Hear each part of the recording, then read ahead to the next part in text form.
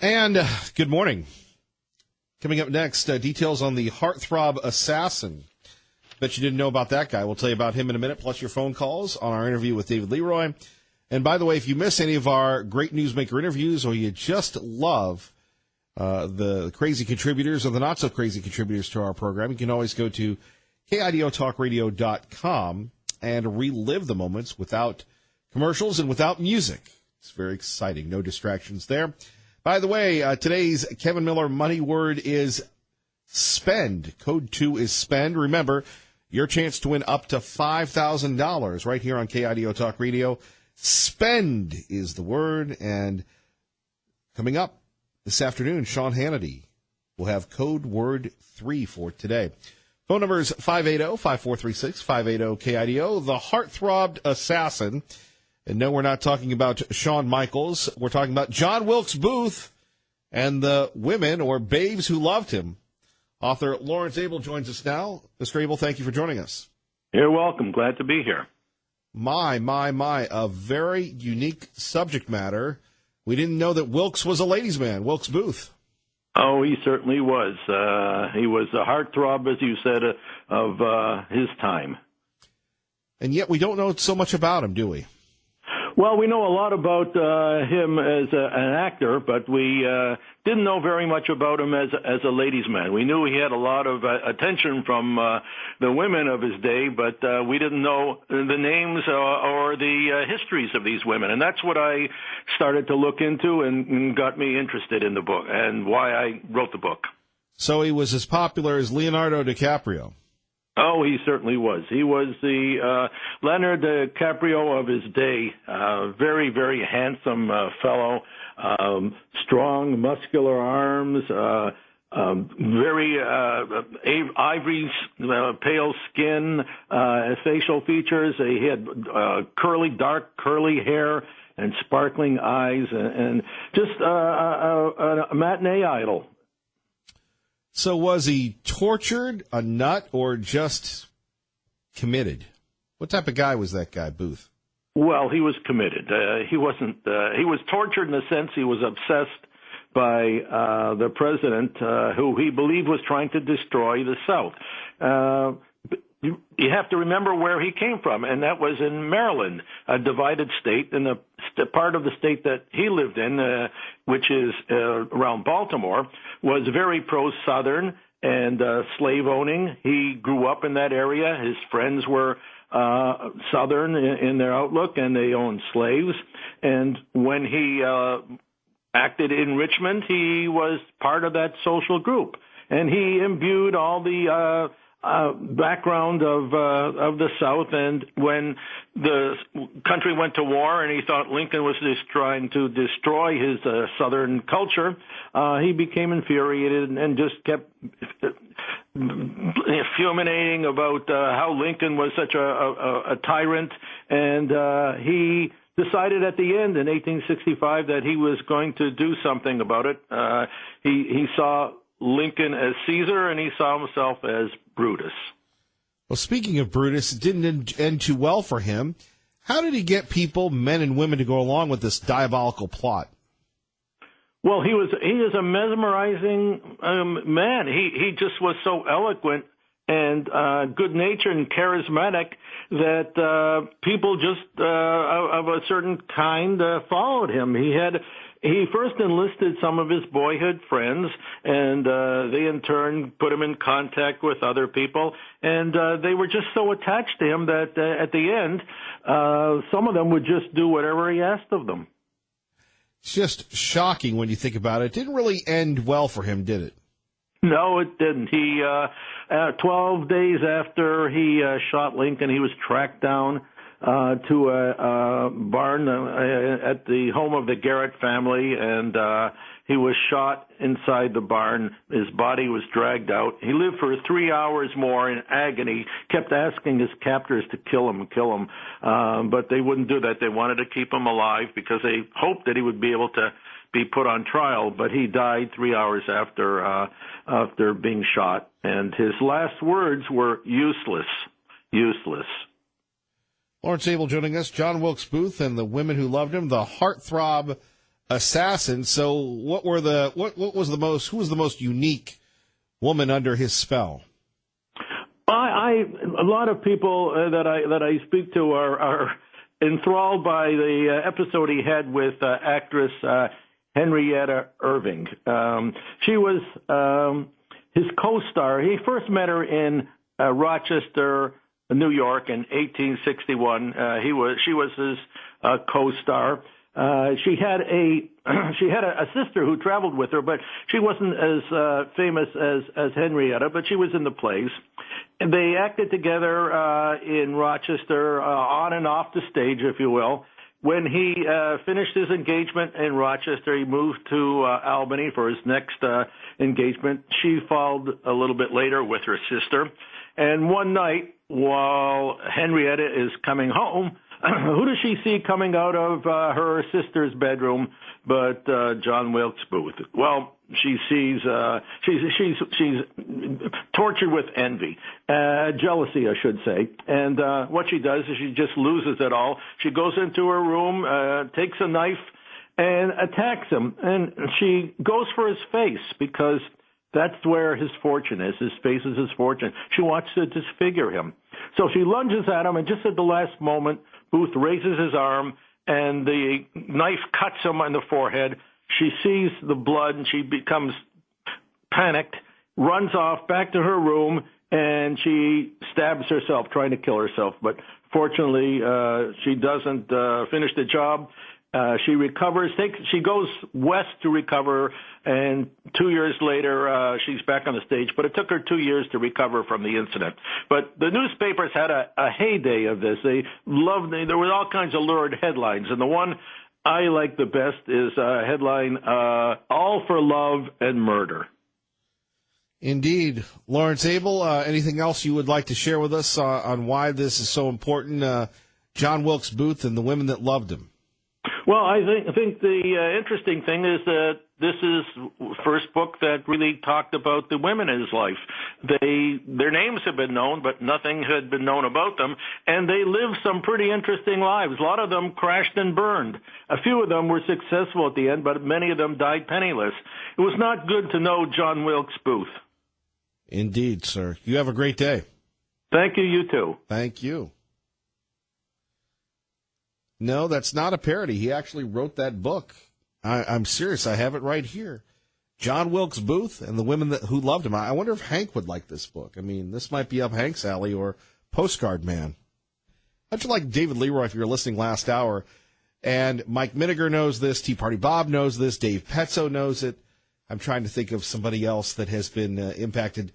People here, what happens is there's a guy that writes us postcards. And usually it's something derogatory about my physique or the car that I drive or something of that nature. And that's fine. And it's funny, when the postcard man, you make the postcard man list, people always go, what's going on? They're all scared at it. I don't know, but David Leroy's on the postcard man list, and I've shared those with you before. However, it would be nice to hear from this guy, so I'm sure the postcard man will be sending us something about John Wilkes Booth and the women who loved him. No, it's a real book. Liberty Linda, thank you for the birthday present, by the way. Good morning. You got it finally. I did. And I noticed your beard when I was there. I honked at you when I left. But, you may have to shave that off when we get the hotter weather. No, it's leaving me. I've waited till I was 50 to finally have enough follicles on my face to grow a beard. I bet. I bet Dorothy loved it, though. She does, but something? I need to go back to being the youthful, spry Kevin Miller, where people on the streets go, man, I think you're about 25. So right now I look my age. You're cute either way. I am going to buy Lawrence Abel's book. I've always been fascinated about John Wilkes Booth. Oh, no, you can have our copy. Oh, well, thank you. Yeah. I heard that John Wilkes Booth lived out his life in Texas, and that there was a look-alike in that barn. And so the things that I have knowledge on and but Lawrence Abel knows, I want to put that together. I think it'll be very interesting.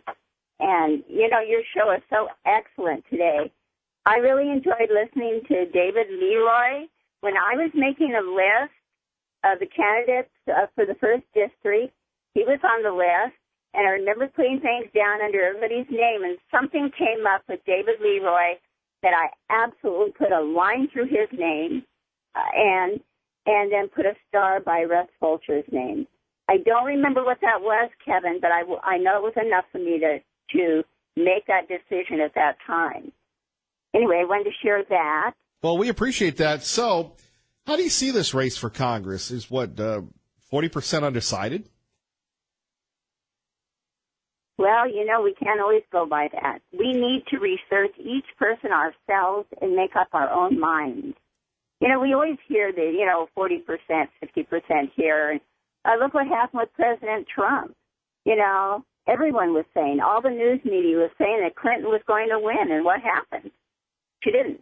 I just don't believe the polls, especially when you have, God bless Kootenai County and, our friend Steve Ackerman, who love him. Well, Steve's involved in the campaign, so we don't get to talk to him much anymore. But, he's going, hey, you got to do Kootenai County and Hooja Booja and dee and I'm going, yeah, they have like 6 people there. And I'm sure they're very nice. I'm sure they're very conservative. And a memo to all the candidates. This is where the election is going to be made or broken in Ada and Canyon County. And as I was telling David Leroy off the air, I've got to go out and actively solicit these folks because I don't know. They just don't get it. It's like when you're talking politics in the morning, this is it. And if I have to go out and get you, I'm thinking, look, being before the Diners Club in Pocatello's nice. There's 10 people. Whether they vote for you or not, the people that are in our area, that listen to this program, that love the politics, that love America, they're going to be the voters. This is it. Right. And that's why we love you having each one of these individuals on. We can hear for ourselves. Like I said, David Leroy sounded wonderful this morning. If I hadn't made that list myself and investigated it, there was that one thing that came out, and I put my line through his name. But you can't. But hold on. But you can't remember it. Well, I can look it up. I'm sure. So it can't be that important there. So here's what I'm going to hit you with a question. Now, you ready? Yeah. Okay. So if you have 40% undecided, I don't believe that's true. Just based on the fact that you have Luke Malik, who's running the, up north. You've got David Leroy. You've got Russ Fulcher. You've got Christy Perry. Now, those are 4 people that have run, and 3 of them have run here in Ada and Canyon County. People know who they are, Republican primary voters. I would have to say that whoever's doing the polling, probably they're not, they just, how pollsters work. They just collect money. They're like ad agencies. They don't really care. They just collect the money and go, well, the numbers say. They don't do the research where, registered voter, likely voter, Idaho Republican primary voter. It's not exact. That's why there's no way it's 40% undecided. Right. I have Democrat friends, and they get calls all the time on these things. Republicans don't. I mean, I think that the callers are outweighing, they call the Democrats more so. The libs. And try to get answers from them. And that's what they report. And a lot of people go out there and just look at the names and think, oh, I like this name better than the other name. Well, I'm going to leave this up here at the front office for you, all right? Oh, well, thank you. You're going to bring me back over there. Okay. Sounds wonderful, Kevin. Your show is always wonderful. Well, we love you, Liberty Linda. Take care. Okay, you as well. Bye-bye. Bye-bye. Coming up next, James Comey, the first CD, and you, Kevin Miller, KIDO Talk Radio. Kevin Miller in the morning here, KIDO Talk Radio, 824. Tea Party Bob joins us now at KIDO Talk Radio. Good morning, Mr. Miller. How are you this morning? Good morning, sir. Living the dream. I haven't received any of those postcards in about 3 months. I'm wondering whether he's just forgotten about me. Maybe that's a good thing. Postcard man. Oh, yeah. So anyway, thanks for having David Leroy on this morning. You know, I like what he had to say, but I'm not so sure we need another attorney in the legislature. In fact, I think that is one of our problems of the 535 members of the 113 Congress. No less than 183 are lawyers. 45 of the 100 senators and 128 members of the House. Well, there's only 108 business people in the House and 22 in the Senate. Looking back at history, we can see what having more attorneys has done to our system over the past 50 years, and it has not been positive. Just look at what a practical, successful businessman like Donald Trump has done in just 1 year in office to restore our country to greatness. Business people tend to get things done and settle arguments faster than lawyers, but they also have more practical experience in running a business, and government is the ultimate big business. I, for one, am finished voting for lawyers to run our country and our state. Give me someone who has run a successful business any time before a legal beagle. On the subject of Comey, this man should be drawn and quartered for what he is currently doing on his book tour. By the way, he is also an attorney by trade. Someday, we will look back in history, and Mr. Comey will go down as one of the most despicable members of law enforcement and a man who has dishonored the profession. It is unfathomable to me that this man rose to be director of our most trusted law enforcement organization in this country. Comey is the one who should be under investigation by the special counsel, not President Trump. And we can only hope that that one is appointed, and soon. I haven't got much else to say. Great show this morning, and thank you very much for having all these candidates on. I think it's an excellent way to get the people interested in what's happening in this election that's coming up on May 15th. Well, we'll catch you this weekend. I certainly hope so. I always look forward to that. Take care, sir. Thank you, Ms. Miller. Have a good day. Our great friend, Tea Party Bob, traffic and weather. And Kevin Miller in the morning. Want to remind you, coming up Thursday will be at Compass Public Charter School in Meridian. Promoting our school, securing our future, brought to you by Cap-Ed Credit Union and Team Mazda Subaru. And a very special thank you Thursday, where you can win Kevin Miller's dinner, courtesy of Indian Creek Steakhouse. It's the Rancher, it's the Cowboy and Turf, or the Cowboy and Surf. Anyway, it's steak and shrimp. Awesome, awesome dinner for two from our friends at the Indian Creek Steakhouse, conveniently located in Caldwell. I've been there several times. They are just amazing. And as Mrs. Miller said, from the steak I brought home last night, best steak that she's ever had. So, again, thank you. Thursday's coming up. Win Kevin Miller's dinner from the Indian Creek Steakhouse in Caldwell. Pro-Life joins us now at KIDO Talk Radio. Good morning, sir. Yeah, you were talking about the congressional district here, 1st District, and I'm in that district. And you didn't call to ask David Leroy about the transgenders. No, I should have, but the reason I didn't is because maybe I asked him once about that about a month ago. I think I did. But anyway, I'm a candidate in that race. I'm the Constitution Party candidate. For what? For the 1st District. Congress? Yeah, for Congress. Wow. Who are you running against? Well, whoever's the Republican right, but you've got winner. Your primary. There's no primary in the Constitution Party? No, there's no primary. So it seems pretty easy for you. Yeah, it is. It was way too easy. But anyway, whoever becomes the Republican winner of the primary is going to become the congressman. So this May 15th race is totally important. Now, I've looked at all of them because I'm in that race. Sure. You're sizing up your opponents. I'm sizing up my opponents. And I couldn't beat any of them. But here's the thing. The person that's the most constitutional, the most Christian conservative, moral kind of a guy is Michael Snyder. And if I was going to vote in the Republican primary, which I can't because I'm in the Constitution Well, we Party, had Mr. Snyder on this morning. Right. And I've talked to lots of them. But he's a friend of yours, though, right, Mr. Snyder? Well, he's a friend of mine because I made him my friend because I agree with him. You don't have to get defensive. No, of course We not. ask the tough follow-up questions here. Well, Snyder, well, you take, for example, David Leroy. You know, somebody asked him a question about what would he do as an attorney representing people that needed representation that he didn't agree with or something.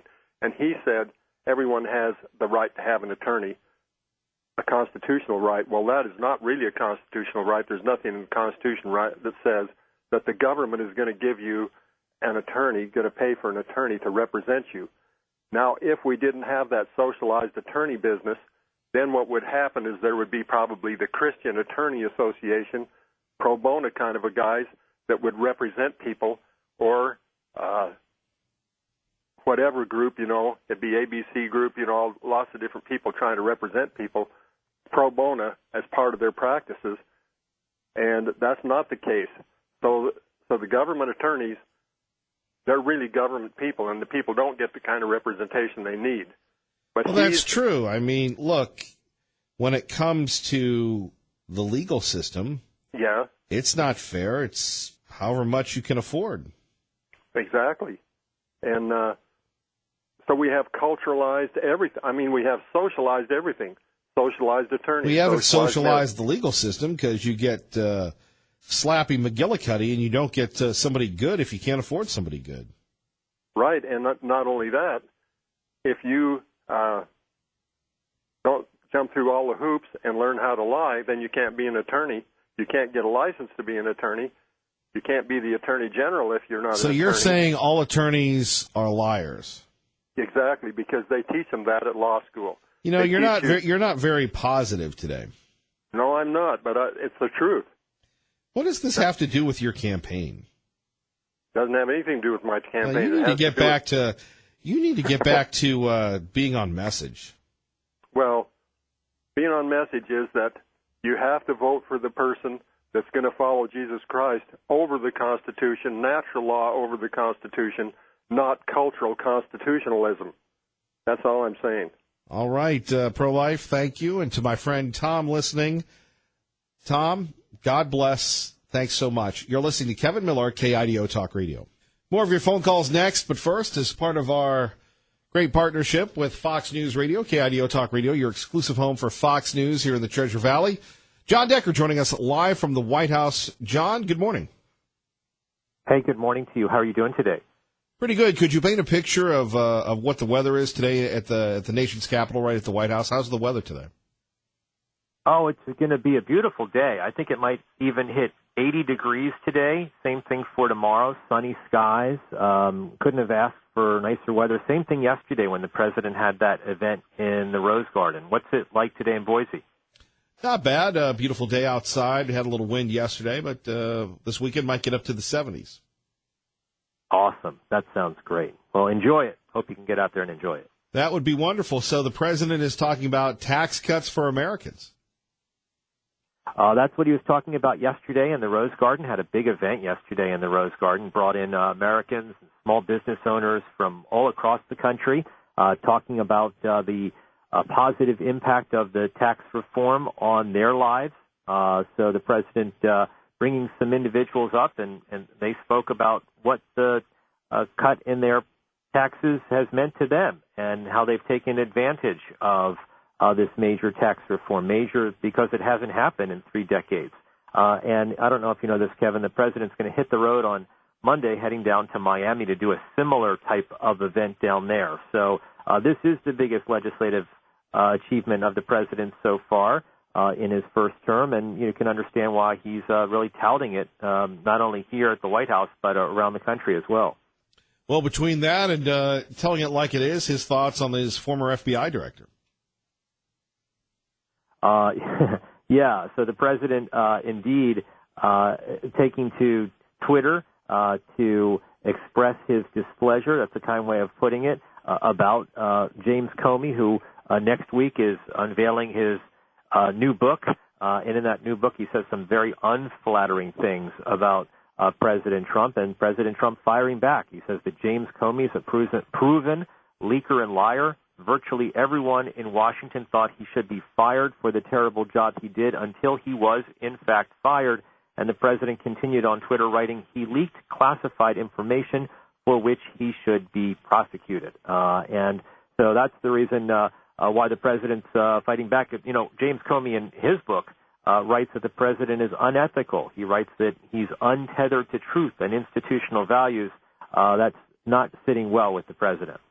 Well, and I'm sure we're going to see more and more of this. Is Washington anticipating any other revelations from the former FBI director? No, you know what? It's all out there in the book. And quite honestly, I didn't, see anything of substance in the book that's terribly new. You got a sense from when James Comey testified before Congress that he wasn't a big fan of President Trump. So it just is more apparent based upon the excerpts that we've seen from this book. But, is there anything that he said in the book that he didn't say to Robert Mueller? I doubt it. I think that he's trying to sell some books and, writing the kind of titillating things that he's writing in the book is one way in which to sell books. Well, you know about that. I don't know about that. I've never read anything that's tittillating, you've written books, though. I have written one book, and there was nothing in there that I am embarrassed about. And I must tell you, everything I wrote, and I wrote about 100 well-known Americans. We've talked about this before on your show. Sure. I can say without any doubt that each of those 100 individuals that I wrote about and about lessons they learned from their fathers, they came away from the process in which we're still friends, and the same thing cannot be said about James Comey and Donald Trump. So we're not alike in that regard. John Decker, you have a great weekend. Thank you, sir. Thanks a lot, Kevin. You have a great weekend, too. I appreciate it. Bye-bye. Bye-bye. Our great friend, John Decker. Let's go to Pat on the North End, with Kevin Miller at KIDO Talk Radio. Yeah, I'm in the North End, not on it. You're just really driving me over the edge, Mr. Miller. And Might be you a and short your trip. friend. Excuse me? Could be a short trip. Yeah.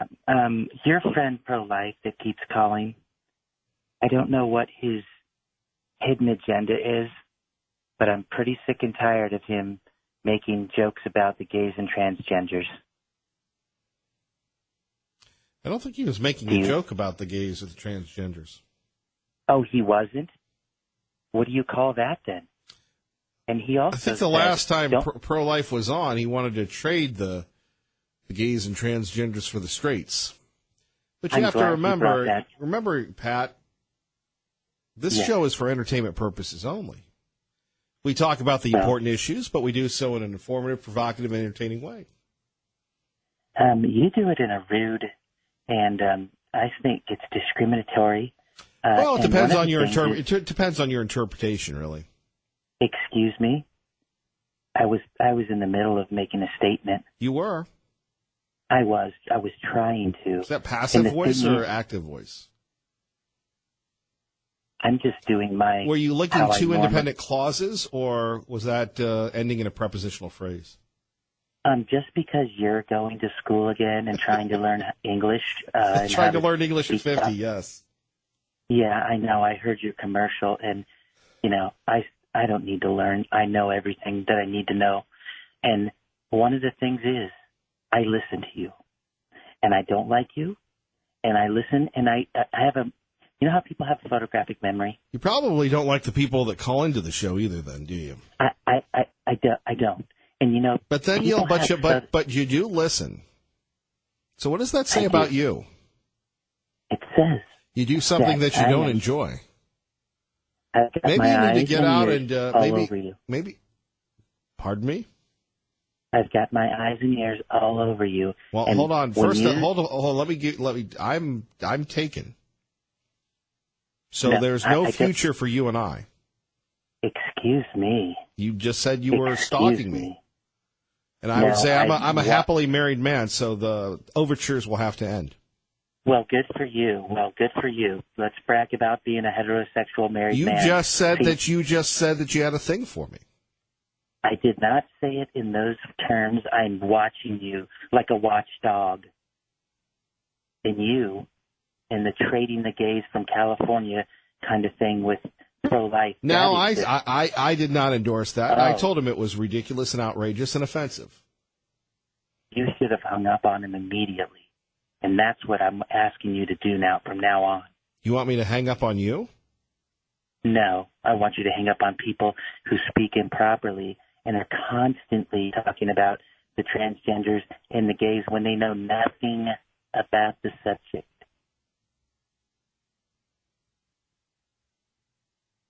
Are you reading me loud and clear?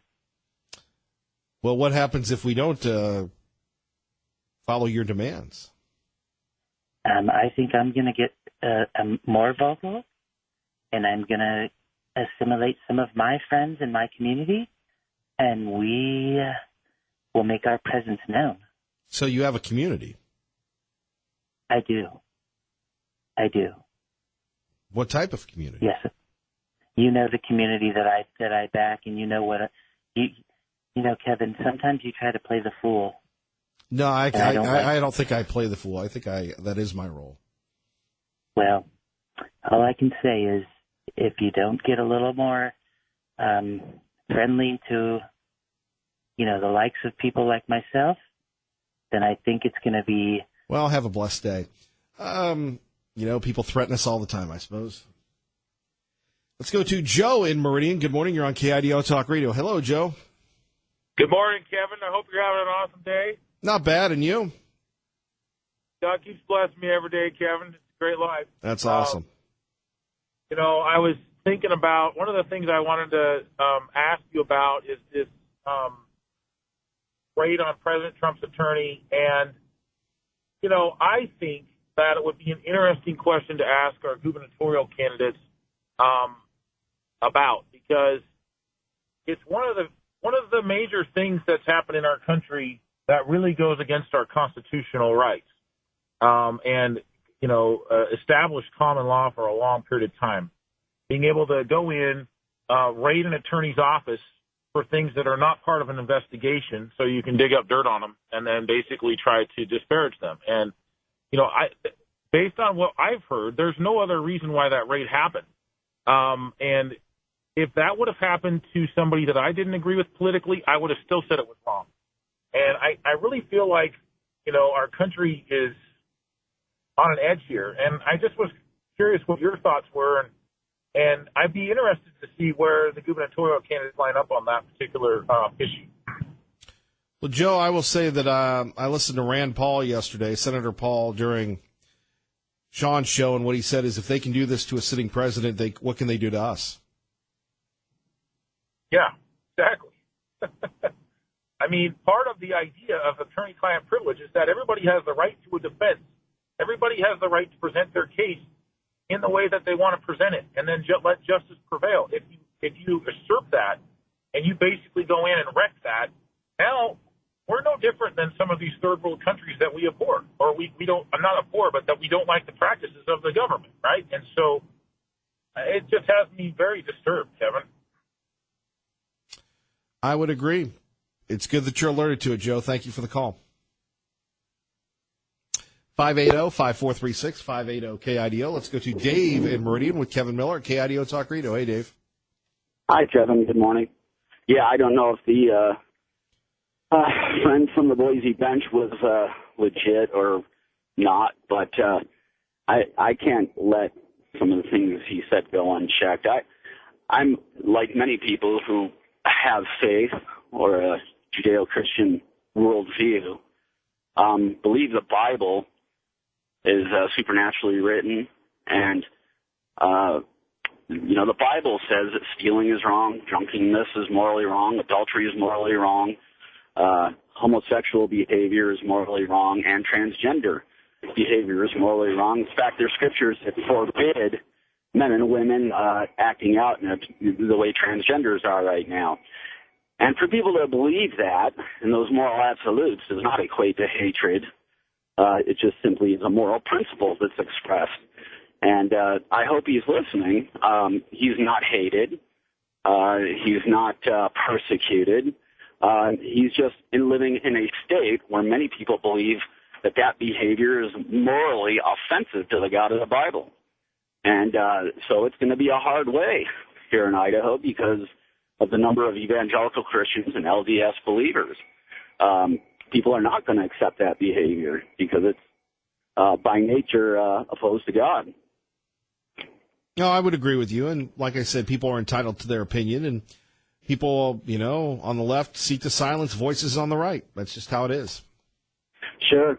And it's really odd that, when people express the objective moral truth that they believe in from the Bible, it's defined as any number of evil and bad things, hatred, intolerance, blah, blah, blah, blah, blah, blah. Name your fashionable false accusation to slander people of faith. But the fundamental, and I wish this would happen more on television and in the media, I wish people would go straight to the moral argument, not to argue about acceptance, but to go right to the moral principle and just say, well, many people in this country believe it's morally wrong. That's not hatred. That's just believing something is morally wrong. And I don't hear that expressed as much as I'd like to. Not by you necessarily. I'm talking about in a broader sense. Well, Dave, you always have a home for that here, and God bless you. Yeah, thank you, man. Have a good day. All right, KIDO Talk Radio, Kevin Miller. Hey, plus, to be a part of your day, Kevin Miller in the morning. Phone numbers 580-5436, 580-KIDO. Hope you have a great weekend. Still lots to talk about here. We have James Comey getting ready to make his public confession. If you missed any of our program today, whether it's our exclusive interview with Michael Snyder or David Leroy or our friends from Fox News Radio or the guy that wrote the book about the heartthrob assassin, the women who love John Wilkes Booth, that's available at KIDOTalkRadio.com. And we are starting to, apparently, I thought this would be picking up, and I'm glad that it is. This is one of the best things that we've ever had to offer to people listening to Kevin Miller and KIDO Talk Radio, and that is Powering Your Education, brought to you by our friends at Grade Power Learning in Meridian, where you can win, a 50-hour custom learning package available by entering at KIDOTalkRadio.com. All you have to do is write a 100-word essay on why education is important to you. You could win part of that package, could be prepping for the ACT, the SAT, math, science, school prep. And as you know, I'm going to Grade Power Learning. Learning about independent clauses, dependent clauses, prepositional phrases, all these things that I should have learned about for years and years and years. And by the way, you can always call our friends at Grade Power Learning at 608-5061. Traffic and weather together. It's 8. All right, fair enough. Gesundheit. Kevin Miller here in the morning at KIDO Talk Radio. I do want to remind you, coming up this weekend, we'll be at Car Wars at Expo Idaho on Sunday from 11 to 1. Stop by and see us. We'll be right across from our friends at Bronco Motors. Your chance to win tickets to see the Boise Music Festival. How would you like to see Parmalee, Granger, and our friend Robin Thicke for free, Granger Smith, that is. We would love for you to join us. That's 11 to 1 this Sunday at Car Wars at Expo Idaho. Finally, as Comey continues to pump out his book, just remember there's always going to be a counter-argument, and in Washington, it's going to be Donald Trump. Here, it's going to be us each and every morning, or Glenn on your, while you're working, or you're running errands with Dave, or Sean will bring you home, or Lars at night. Listen all day, every day, especially at work, and we do our very best to be the counter-argument, not only for the national news, and we're so blessed to have our friends from Fox News Radio, but locally. Look, as our friend Tea Party Bob says, silence is consent, and we would like to be the antidote to the silencing of great conservative voices across the Treasure Valley, and then build that up to something else. But our primary focus is you. We're thankful that you join us. Give us a chance. We'll do our very best to do even better on Monday. Ray Amaya, great job as always. We appreciate you. May God bless you and your family. Keep the faith. Fox News is next on your home for Fox News in the Treasure Valley, KIDO Talk Radio.